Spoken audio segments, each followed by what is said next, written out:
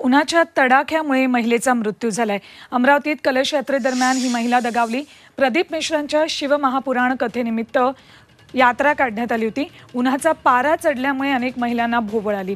ललिता बाळापुरे महिलेचा या उन्हामुळेच मृत्यू झाला। महिलेच्या मृत्यूप्रकरणी आयोजकांवर आता गुन्हा दाखल करण्यात आलेला आहे। विदर्भ मराठवाड्यामध्ये मोठ्या प्रमाणात तापमान वाढलेलं आहे आणि अशात ही यात्रा काढण्यात आली होती। अशा यात्रांमध्ये लोकांना त्रास होणं स्वाभाविक आहे आणि अशातच या महिलेचा भोवळ येऊन ती पडली आणि त्यानंतर मृत्यू झाला। ललिता बाळापुरे असे या महिलेचं नाव आहे। काही महिलांना यावेळेला भोवळ सुद्धा आली होती, मात्र एका महिलेचा मृत्यू झाला।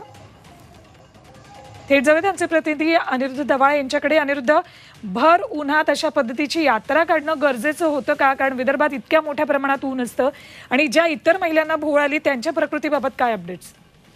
अमृत नोनी गॅस्ट्रिन, अपचन, ऍसिडिटी, गॅस्ट्रबल ह्यापैकी तुम्हाला कुठलाही गॅस्ट्रिक प्रॉब्लेम झाला, उपाय एकच, अमृत नोनी गॅस्ट्रिन। नक्कीच सुवर्ण, आता जर पाहिलं तर अमरावतीच्या अचलपूर परतवाड्यामध्ये ही घटना घडलेली आहे।